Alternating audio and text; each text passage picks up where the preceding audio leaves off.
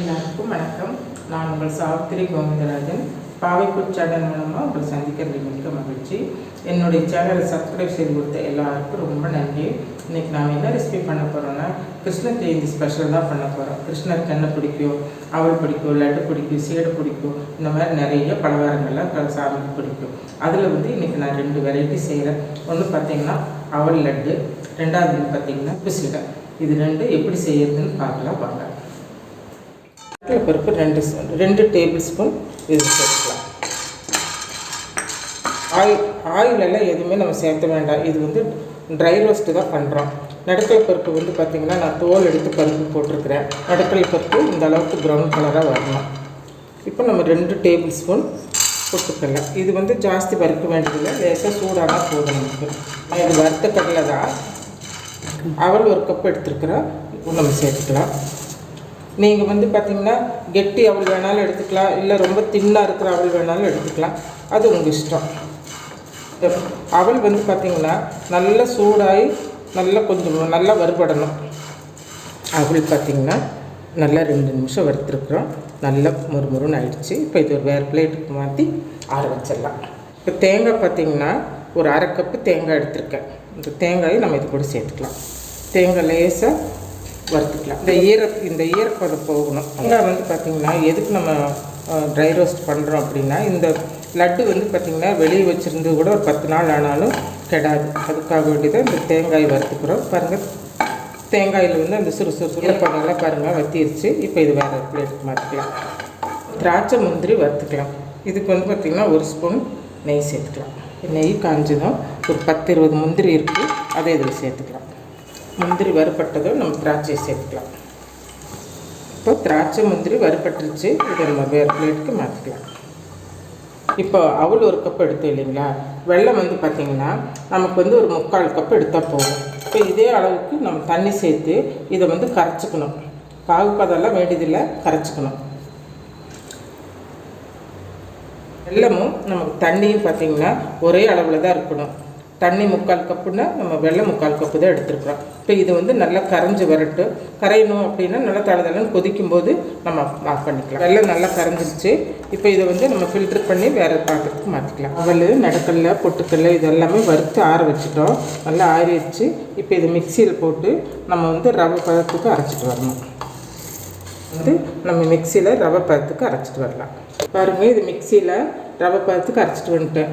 இப்போ இதை நம்ம காய்ச்சி வச்ச பாகில் போட்டு காய்ச்சி உருண்டை பிடி. காய்ச்சி வச்ச பாகு, சர்க்கரை பாகு இதில் சேர்த்தியாச்சு. இப்போ இது கூட நம்ம வறுத்து வச்சுருந்தோம் இல்லைங்களா, வறுத்து வச்ச தேங்காயும் இப்போ இதோட சேர்த்துக்கலாம். மிக்சியில் அரைச்சி வச்ச இந்த அவலையும் நம்ம இது கூட சேர்த்துக்கலாம்.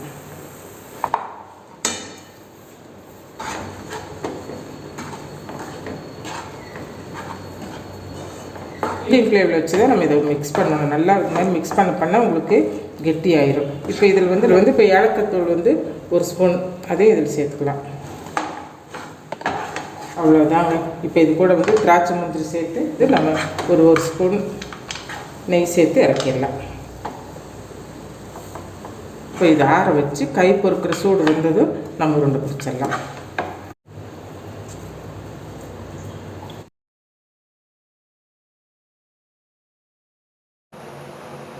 உப்பு சீடை செய்கிறதுக்கு நான் கடை மாவு தான் ஒரு மெஷரிங் கப்பில் 1 கப் எடுத்திருக்கேன். இதை நல்லா ஜலிச்சு எடுத்து வச்சுருக்கேன். இதை நம்ம நல்ல வாசம் வர்ற வரைக்கும் கொஞ்சம் வறுத்துக்கலாம். மாவு எதுக்கு வறுக்கிறதுனா, மாவில் இருக்கிற ஈரத்தன்மை போகிறதுக்கு தான் நம்ம வறுத்துக்கிறோம். இப்போ பார்த்திங்கன்னா மாவு ரொம்ப டைட்டாக இருக்கிற மாதிரி இருக்குது. இப்போ சூடு ஆக ஆக மாவு வறுபடும்போது உங்களுக்கு ரொம்ப லேசாகிக்கும். மாவு நல்லா வறுபட்டுருச்சு.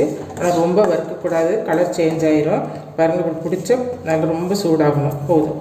இப்போ நம்ம ஆஃப் பண்ணி எடுத்துட்டேன். உளுந்து பார்த்திங்கன்னா 2 டேபிள் ஸ்பூன் எடுத்திருக்கேன். இப்போ இதையும் நல்லா வறுத்து நம்ம பொடி பண்ணி வச்சுக்கணும். உளுந்து நல்லா செவந்து வரணும், அது வரைக்கும் நம்ம வறுக்கணும். பாருங்கள், இந்த அளவுக்கு நல்லா செவந்து வரணும். இப்போ நம்ம எடுத்துடலாம். எடுத்து இதை ஆற வச்சு நம்ம மிக்சியில் பொடி பண்ணிட்டு வரலாம். பாருங்கள், உளுந்து நான் மிக்சியில் பவுடர் பண்ணிட்டு வந்துட்டேன். இப்போ இதை நம்ம சளிச்சிக்கலாம்.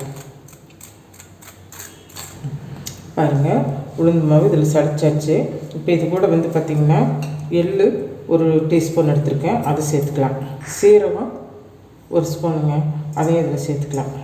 பெருங்காயத்தூள் 1/4 டீஸ்பூன் நம்ம இதில் சேர்த்துக்கலாம். உப்பு 1 டீஸ்பூன், அதையும் இதில் நம்ம சேர்த்துக்கலாம். இப்போ இதெல்லாம் நம்ம ஒன்றா மிக்ஸ் பண்ணிவிட்டு, எண்ணெய் இருந்தால் வெண்ணெய் வந்து 1 டேபிள் ஸ்பூன்மா. அது அன்சால்ட்டட் தான் நான் எடுத்திருக்கேன். நீங்கள் வந்து சால்ட்டட் சேர்த்துக்கிட்டிங்கன்னா இதில் மாவில் உப்பு சேர்த்துறது கம்மியாக சேர்த்துக்கோங்க. இது அன்சால்ட்டடுங்கிறதுனால நான் 1 டீஸ்பூன் சேர்த்துருக்கேன். இப்போ வெண்ணெய் 1 ஸ்பூன் சேர்த்தியாச்சு. இப்போ இதையும் நம்ம இது கூட வச்சு நல்லா பிசைஞ்சு ஒன்றா மிக்ஸ் பண்ணணும். பாருங்கள், வெண்ணெய் சேர்த்து நம்ம போட்ட பொருளெல்லாம் இதோடு சேர்த்து நல்லா மிக்ஸ் பண்ணியாச்சு. தேங்காய் 1 டேபிள் ஸ்பூன். இப்போ இதில் நம்ம கொஞ்சம் கொஞ்சமாக தண்ணி சேர்த்து பிசைஞ்சுக்கணும். நிறைய தண்ணி சேர்த்துக்கூடாது, கொஞ்சம் கொஞ்சமாக சேர்த்துக்கணும். நம்ம சீடை மாவு ரெடி ஆகிடுச்சு. சப்பாத்தி மாவு பதத்துக்கு இந்த மாதிரி பிசைஞ்சுக்கணும். இப்படி அமுத்தினா லேசாக குளிர்வணும். அந்தளவுக்கு இருந்தப்போ ரொம்ப டைட்டாலாம் மாவு பிசையணுங்கிறதுல போதும். இப்போ வந்து இதை வந்து நம்ம என்ன பண்ணணும்னா சின்ன சின்ன உருண்டைகளாக உருட்டிட்டு வரணும். பாருங்கள், இந்த மாதிரி நம்ம சின்ன சின்னதாக உருட்டி வச்சுக்கலாம். ரொம்ப பெருசாக வேண்டாம், இந்த அளவுக்கு இருந்தால் போதும். சீடை அப்படிங்கிறது வந்து விரிசல் இருந்தாலும் பரவாயில்ல. இது மாவில் நம்ம உருண்டை பிடிச்சிட்டு வந்து நான் காட்டுறேன். பாருங்கள், இந்த மாவெல்லாம் நம்ம சின்ன சின்னதாக இந்த சீடைக்கு சின்ன சின்ன உருண்டையாக பிடிச்சிட்டு வந்துருக்குறோம். இப்போ எண்ணெய் காஞ்சிருச்சு. இப்போ இதை நம்ம போட்டு எடுக்கலாம்.